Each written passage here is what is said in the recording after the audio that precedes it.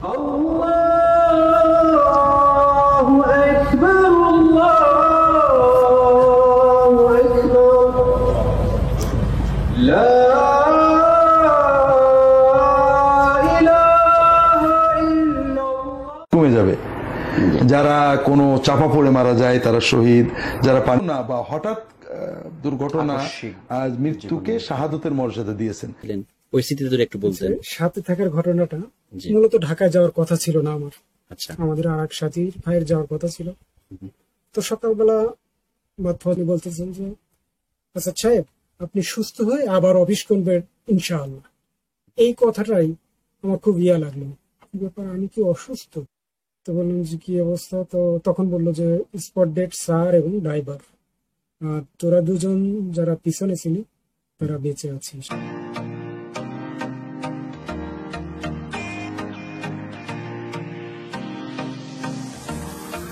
বিষয়টা হলো শাহাদতের মর্যাদা একটা মর্যাদা, কিন্তু কোরআন এবং সুন্নাহর অন্যান্য এখানে মূলত আজ সুন্নাহ ট্রাস্টের মিডিয়ার যে কার্যক্রমগুলো সবকিছু এখানে আপনার করা হয়। দেখুন খুবই সুন্দর, এটা একদম ডিজাইন করা। আর এখানে হচ্ছে কম্পিউটারে যে এডিটিং করা যেগুলো আর কি। আর ভাই সম্ভবত এগুলো করে থাকেন। স্যারের জীবন দশায় স্যার যখন বেঁচে ছিল তখন এখানে অনেক অনুষ্ঠান হতো। আর সামনে প্রশ্ন উত্তর নিতেন। আচ্ছা, পিছনে চেয়ারে অনেক মানুষ বসে থাকতো, তারা প্রশ্ন করতো, স্যার এক এক করে উত্তর দিত। টেলিকাস্ট হতো লাইভ জি নাকি? জি, লাইভ হতো। তারপরে অনুষ্ঠান হতো, বিভিন্ন ব্যক্তিবর্গ আসতো, তাদের সাথে এগুলো হতো। তারপরে বর্তমানে এটার কাজ অনেক কমে গিয়েছে, যেহেতু স্যার নেই। উনি নেই, হ্যাঁ। স্যার থাকলে এটা আরো বেশি ভালো হতো আর কি। জি, এটার দায়িত্ব কি আপনি আছেন এখন বর্তমানে? হ্যাঁ, এটার দায়িত্ব আমাদের মিডিয়া বিভাগের আছে, সাথে আমাদের মিডিয়া কর্মী যারা আছে তারা সকলে এটা পরিচালনা করে। দেখুন এখানে বিরোধ কিন্তু খুবই সুন্দর। এই যে বললেন এখানে মিক্সিং করা হয়, মানে যা কিছু হয় আর কি। কিন্তু যেটা ভাই আক্ষেপ করে বলছেন যে স্যার থাকতে যে কার্যক্রমটা ছিল সেটা এখন আর সেভাবে অনেক ব্যাপক আকারে নেই, কারণ ওনাকে নিয়ে তো সবকিছু। আমাদের মিডিয়া বিভাগের প্রধান আসাদ ভাই, তিনি স্যারের জীবন দশা থেকে এ পর্যন্ত আছে আমাদের প্রতিষ্ঠানে। তখনও ছিল, তখনও ছিল স্যারের সাথে। ওনার সাথে কোনো স্মৃতি যখন এই যে লাইভ প্রোগ্রাম গুলো হতো, একটা স্মৃতি শেয়ার করুন তো দর্শকদের উদ্দেশ্যে, যা মনে পড়ছে আপনার। এই রুমে তো শুট গুলো হতো নাকি? জি, এই রুমে। এবং আপনি সম্ভবত থাকতেন নাকি? জি, একটু যদি ছোট করে একটা ঘটনা যদি শেয়ার করতেন, স্মৃতি। আসলে স্মৃতি তো অনেক, বলে শেষ করার মতো না। তারপরে যখন আমরা সবে স্টুডিও শুরু হলো, তার আলহামদুলিল্লাহ, এবং ছাত্রদের নিয়ে আমাদের যে প্রোগ্রাম গুলো হতো, বিশেষ করে স্যার একদম ওই সাইডে নিচে বসে আমরা ছাত্রদের নিচে ফ্লোরিং করে ক্লাসগুলো নেওয়া হতো। ক্লাসে কোনো একদিন একটা শুটিং এ স্যারকে আমি দিচ্ছিলাম। তো আসলে সেই সময় আমি এখন ব্যাকগ্রাউন্ডের লোক যারা, বিশেষ করে ক্যামেরার পিছনের লোক, তাদেরকে কি বলে, সেই পজিশনে ছিলাম। আমি ক্যামেরার এদিক থেকে দেখে স্যারকে বলছি, স্যার এই বিষয়গুলো যদি একটু খেয়াল রাখি। স্যার এমনিতে টিভি প্রোগ্রাম, আর স্যার তো ওইভাবে শেখানোর কোনো দরকার ছিল না। তারপরেও আমি আমার মতো করে বলছি, স্যার আমি দর্শকের কাতার থেকে দেখছি, আমার এইরকম হলে ভালো হবে বা আমার কাছ থেকে ভালো লাগছে।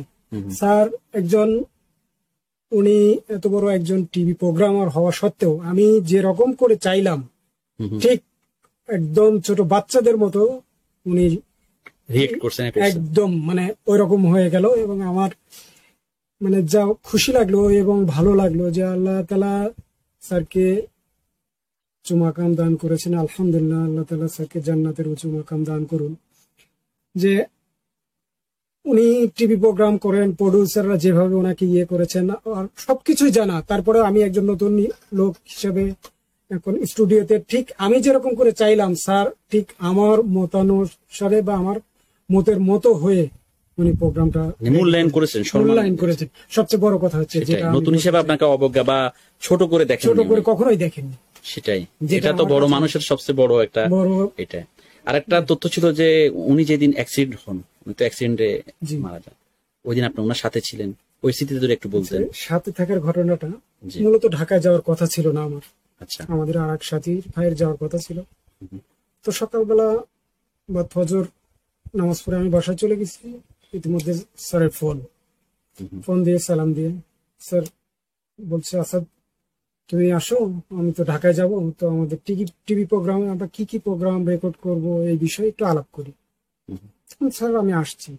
তো আসার পরে প্রায় ঘন্টা দেড়েকের মতো আলাপ আলোচনা হলো, আমরা কোন প্রোগ্রামগুলো করব, কিভাবে করব, কোনগুলো আগে করব, কোনগুলো আমাদের টিভিতে আগে যাবে, ইত্যাদি বিষয় নিয়ে কথা হলো।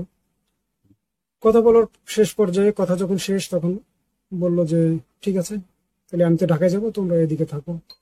তো বলে আমি স্যারকে বাসা পর্যন্ত এগিয়ে দিয়ে, আমার স্যারের বাসার পেছনে আমার বাসা। আচ্ছা, তো আমি বাসায় যেয়ে বাথরুমে গেছি, এর মধ্যে আবার ফোন। আমার বেগম সাহেব বলছে যে স্যার ফোন দিয়েছে। আমি তো বাথরুম থেকে বের হয়ে ফোন রিসিভ করলাম। রিসিভ করার পরে স্যার বলছে যে, হাসছে আর বলছে আচ্ছা এক্ষুনি চলে আসো। তা আমিও হাসছি, স্যার এক্ষুনি চলে আসো, ঢাকায় যেতে হবে। তো আমার প্রথম কথা ছিল স্যার আমি খাইনি। তো স্যার বলতেছে আসো আমরা পথে খেয়ে নেবো না। দ্বিতীয় কথা ছিল এরকম যে স্যার আমার সব কাপড় চোপড় খেচে দেওয়া হয়েছে। তো বললো যা আছে সেইটাই নিয়ে আসো, আমরা ঢাকায় নিয়ে যা কাপড় চোপড় শুকাবো। তো পলিথিন করে কাপড় চোপড় নিয়ে আসলাম এবং একটা আপেল খেতে খেতে চলে আসলাম। আপেল খেয়ে চলে আসার পরে আমি মানে যেখান থেকে গাড়িতে উঠবো স্যার রহমানুল্লাহর বাসা বা মসজিদের ওখান থেকে, তা আমি এসে দাঁড়াইছি। তার কিছুক্ষণ পরেই স্যার চলে আসলেন। আসার পরে বলছে আচ্ছা আমাদের সাথে আরেকজন যাওয়ার কথা ছিল, ওনার নাম বাহাউদ্দিন। বললো যে বাহাউদ্দিন কোথায়? আমি বললাম স্যার উনি সম্ভবত কোথাও ওইদিকে কোথাও গিয়েছে। তো বললো যে ওনাকে ডাকো, আমরা দ্রুত বের হবো। আচ্ছা, তো আমি বাহাউদ্দিন চাচাকে ডাকলাম, ওনাকে আমি চাচা সম্বোধন করি। তো ওনাকে ডাকলাম, ডাকার পরে আমরা গাড়ি থেকে বের হয়ে গেলাম। এই পর্যন্ত শেষ। আর স্মরণে আর 3 মাস পরে, 3 মাস আমার মেমোরি, অনেক ইনজুর হয়েছিলেন নাকি? আমি এই যে এখানে ইনজুরি হয়েছিল, সম্ভবত বেহুশ হয়ে গেছিলেন তখন। বেহুশ, এখন ডাক্তাররা বলছিল যে আমি নাকি ঘুমাইছিলাম, এই জন্য 3 মাস পরে আমি জানতে পারলাম যে স্যার রাহমানুল্লাহ আমি অ্যাক্সিডেন্ট করছি। সেদিনের ঘটনাটাও দারুণ একটা ট্র্যাজেডি। মানে কি, আমি মনে করেন যে এমন কোনো কাজ নাই যা করি নাই, পাগলে যেরকম করে আমি সে কাজগুলাই করেছি। আপনাকে তো অনেক পছন্দ করতেন উনি, এটা তো আর একটা মানে বিশাল কষ্টের, যে যেহেতু আপনাকে সাথে করে নিয়ে যাওয়ার জন্য করলো। স্যার রহমানুল্লাহর যে আমাদের মতো, আমি একজন ক্যামেরাম্যান বলি আর ওনার সাথে সফর সঙ্গী বলি, যাই বলি না কেন, আমাদের সাথে উনি যে ব্যবহার বা যে আচার আচরণ করতেন এগুলা কল্পনা করা যায় না। এমনি আমি আরো অনেক মানুষের সাথে মিশেছি, কিন্তু স্যার রহমানুল্লাহর মতো লোক আজও পাইনি। সেই জন্য তিনি সেই পর্যায়ে পৌঁছেছেন। আল্লাহ তাআলা তাকে সেই ঘটনাটা একটু শেয়ার করি। সরি, জি বলুন। তা আমাকে আমার বাসায় দেখতে গেছেন স্যারের ছেলে, স্যারের 2 জামাই, আমাদের আর একজন ট্রাস্টি ডক্টর আসম আহমদ, উনি রাহমানুল্লাহ হয়ে গেছেন। তারপরে আমাদের শেখ মুশাহিদ আলী চমকপুরি, আমাদের স্যারের আগে গাড়ি চালাতেন উনি মহিদুল ইসলাম ভাই। তো এবার এনারা আমার বাসায় দেখতে গেছে। তো দেখতে যাওয়ার পরে ওনারা অনেক কথাবার্তা বলার পরে আমি আমাদের আগের সেই ড্রাইভার ভাইকে জিজ্ঞেস করেছিলাম, কি একটা কথা যেন জিজ্ঞেস করেছিলাম। তো এখন ওনাকে আবার ইশারা করেছিল চেয়ারম্যান মেবি, যে আসাদ ভাই তো এখন অসুস্থ, ওনাকে কিছু বলার দরকার নেই। আপনি তখনও জানতেন না যে উনি নেই? না, আমি তখনও জানি না যে আমার কি হয়েছে বা স্যার নেই। আমি ওনারা যে আমাকে দেখতে গেছে, কি জন্য দেখতে গেছে এটাও আমি জানতাম না। আচ্ছা আচ্ছা। তো এক পর্যায়ে আমাদের ডক্টর আসম স্যার উনি বলতেছেন যে আসাদ সাহেব আপনি সুস্থ হয়ে আবার অফিস করবেন ইনশাআল্লাহ। এই কথাটাই আমার খুব লাগলো, ব্যাপার আমি কি অসুস্থ বা আমার কি হয়েছে। তখন ওনারা বিদায় নিয়ে চলে আসলেন। বিদায় নিয়ে চলে আসার পরে আমি আমার বড় ভাইকে জিজ্ঞেস করছি যে আমার কি হয়েছে বা কি হয়েছিল। তখন বলছে যে তোরা অ্যাক্সিডেন্ট করছিস। কোথায়? মাগুরার পারনামদুলিয়া নামক স্থানে।